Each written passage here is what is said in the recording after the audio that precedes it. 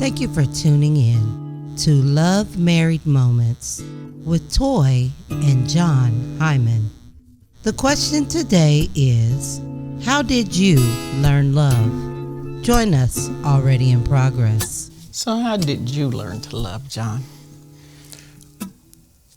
It was the visual in front of me from my family, a grandmother that just knew how to teach us. And then it was always connected with a lot of service and suffering.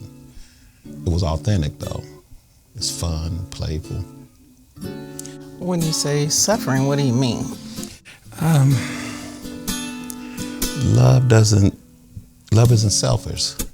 So the suffering part always was that you always prioritize what was needed most rather than what you wanted it to be. And you did that in a way where you enjoyed doing it. You didn't have bitterness connected to it. You didn't make people pay because you had to delay. That was the suffering part of it, delaying what you wanted for the betterment of the whole. But then the betterment of the whole was gratifying. Well, I've seen you and your siblings together, and you guys just, the way you laugh, your siblings, also meaning your cousins, and the way y'all laugh together is hilarious to me. I can hardly wait for Gail to hear some of the things that you've been through for the week, just so I can hear how she laughs. Well, and then on the flip side, what I learned from you is your side of the family knows how to embrace everybody. You can have someone that you can bring in and you're not really that excited about it, but they never exclude it.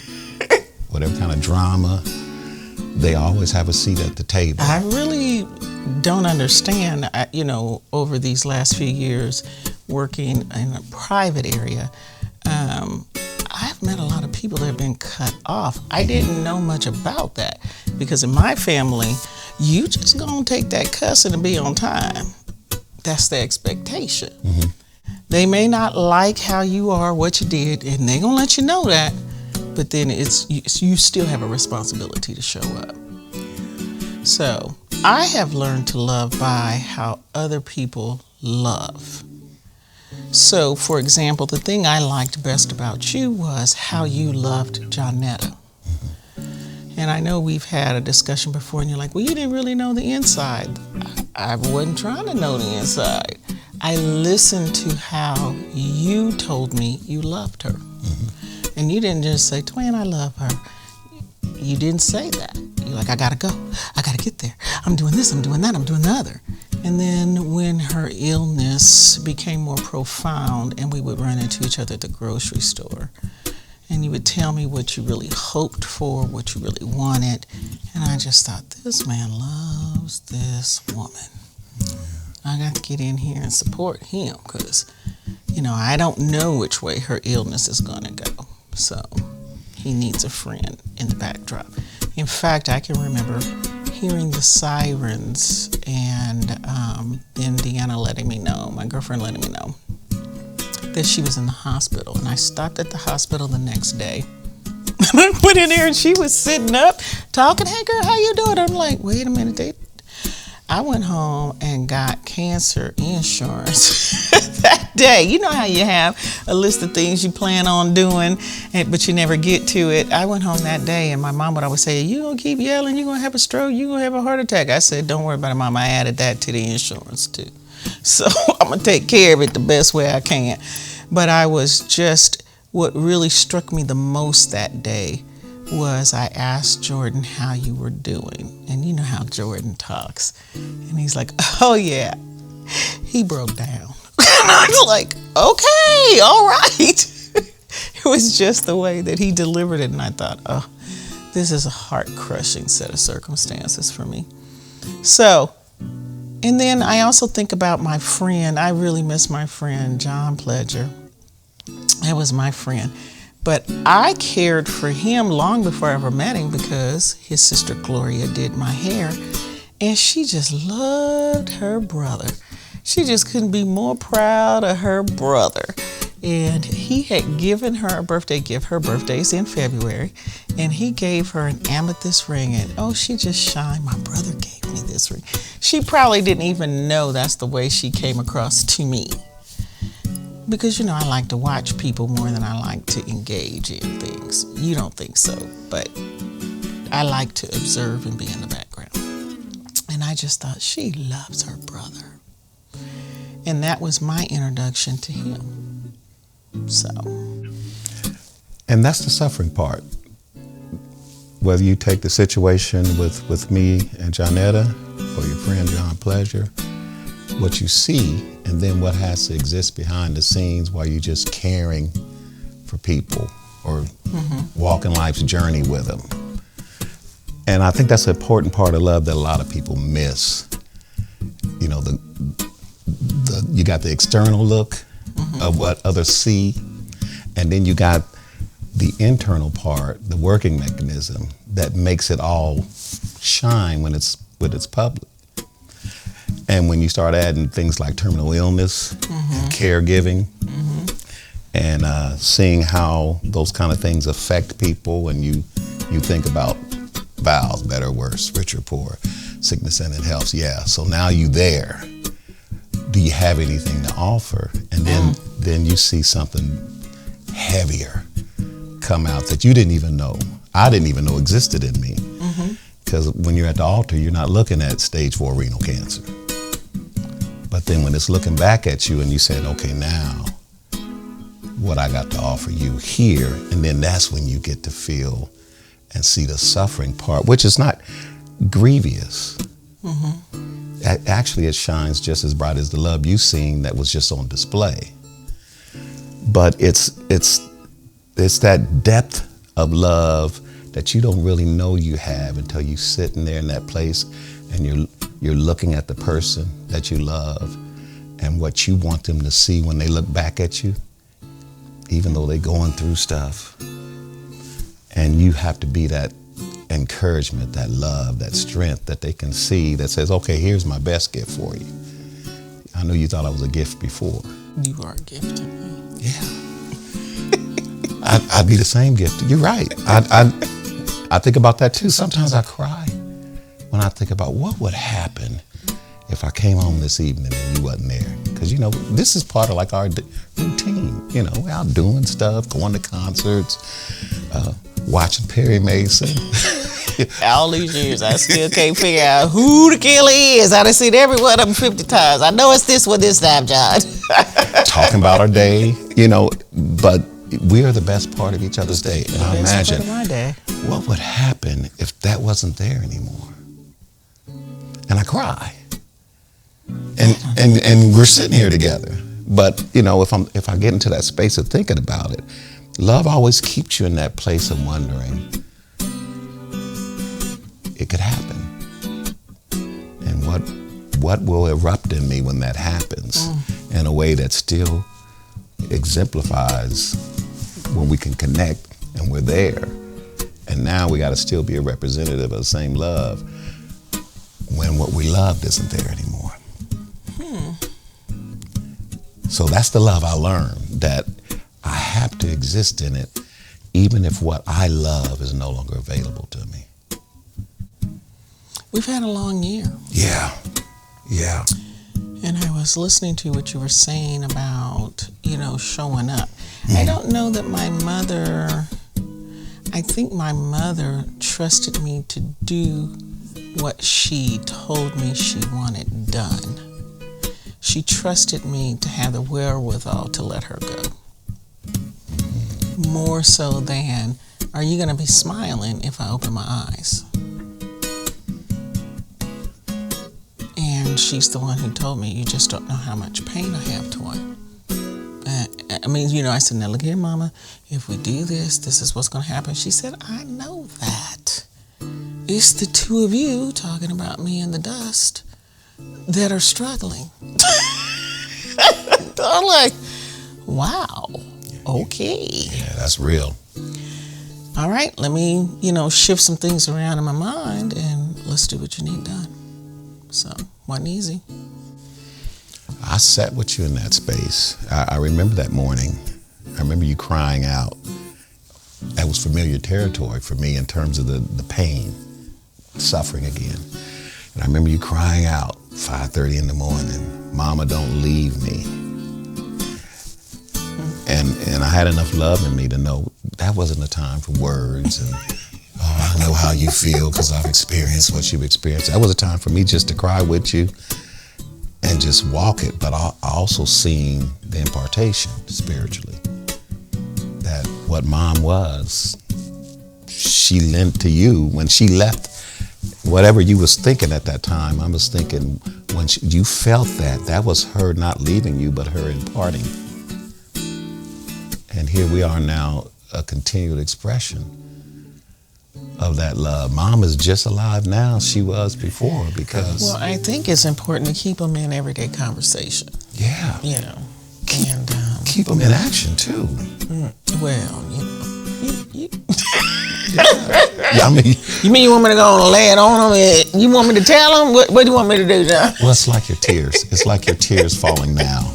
That's the space I live in constantly in love. It's always moisture. What are we doing in here with no napkins, no nothing? Can't wipe your head. We're here trying to help somebody. We're here trying to be a reflection of what we... we feeling this thing. I want to tell you something that I thought about earlier. It had to be this morning when I was getting ready for work because, I got a lot of bags and things. But what I thought about was... I can remember when John died the previous month, and you called me and you said, they don't know where my baby is. And I said, I'm going to have to go. I'm going to jail today. I'm on my way. And, you sometimes term it as I can't tell you everything I'm doing. I can't tell you everything people say to me because you get a little crazy. But that is a protectiveness that I feel. I don't want nobody, oh no, y'all not gonna move his baby and he don't know where she is. I'm coming to kick in all the doors. Somebody gonna give us some information today. But I was an hour and a half away, and just when I was 10 minutes outside to tell you, okay, I'm together, we know. I'm like, I might get a ticket out here today. I cannot hear that tone and not respond to that in you. I appreciate that. I'm on the way. No, you think I'm crazy. No. Remember, too, when we were down there and held Chanel's hand till she died. And then, coming back from Lawrence and trying to process that stuff. And then my sister called and, how you doing? And then I said a few things, and then she just said something to me about, what about you? What about all that? I lost it. Everything that I held together in that moment, in that room, watching my daughter take her last breath, so I could be that visual, all of it. That was my release. You and me in the room with her. But then when I released, yeah, you just sat there and it with me. You took the phone. I couldn't even catch my breath. And you just loved me into it. And then here I am just processing, trying. It took me a while to recover from that. I thought I'd recovered until this year. I don't know. Remember when I sent you the text? And I said she would have been 45 today on her birthday. And I'm thinking, okay, I've been doing real good. No, so I'm carrying that. That's the creepiness of grief. It could be a good thing to take you down a dark hallway. It could be something a lot more traumatic than that, and you just need to get your rest. Now, you said at the end of the year in 24, you said, we're going to slow down. We're just going to kind of rest more. We're going to, be sure we're healthy and all of that. And I went in and really changed some things. You like, I got to go. I got to be here. I got to be there. I said, I guess he wasn't able to transition as well as I was. I had let my calendar get a little bit out of control, and then I'm just like, no, I don't do that. I don't do that anymore. Blocked out the time, and you did a good job in December of taking that time off, but you was still on the run. But it was a different kind of run. It was a celebratory run. It was like coming to the finish line. That's how I wanted to end the year, reflecting and celebrating. So though it looked busy, it was really celebration and prep so I can enter this year serving and Lord knows we needed it, because this has been, we've entered into something else, but I think we prepared for it by how we ended last year. And I think we're even preparing for it now with some things that's going on, and how we really are getting to a place in our life where we'll both be retired. We both would be in a better position to really do some things to nurture the love we have, because we still got people to nurture us. And so yeah. So the suffering's leading to a celebration. Well, I just want to say thank you for loving me. I do feel loved. I don't always think you're listening to me, but I do feel loved. And it's funny over time how it's changed. Now I get 3 pieces of bacon. You know, there was one time where I got my coffee cup carried out to the car. You still do walk me to the car. But it's changed a little at a time. I'm really glad, though, that I still get the text message every day. I was doing a presentation at work, and I told him I get a text message every day. And one day he didn't text me, but now I get it every day. And they were like, "Yeah, we bet you do. Who wants to hear all of that?" I said, "Well, you better get on the phone and get to texting her. You don't want to marry her." Take it. Now, if we were to tell people how to engage what we just talked about, what's the best template to get people to walk into their love space, or to discover it, or find the origin of it, and then let it move in a progressive way? Well, it has to be the right person. I'm sorry to say, because it's complicated to be vulnerable in front of someone you can't trust. And I can trust you. Period. You are so trustworthy that even if I cook something, you just like, yeah, we don't have to do that one again. I don't want you in there working like that. That wasn't it. So you can trust me to tell the truth without feeling like it's a personal attack. Yes. Yeah, I think that's a huge part. I can tell you that, something hurt me, and you won't come back later and use that against me. Yeah. That's a big thing I think that people do in relationships. And I don't know why you would want to say I love you and then work overtime to try to destroy me behind the scenes. Yeah. And you just let me be me. If I need to wear sequins, Saturday, then I wear sequins, and you don't wonder. But here's the deal. I want you to check this out. It's not me letting you. But I'm saying you could harass me about it, and you don't. No, I couldn't, from this standpoint.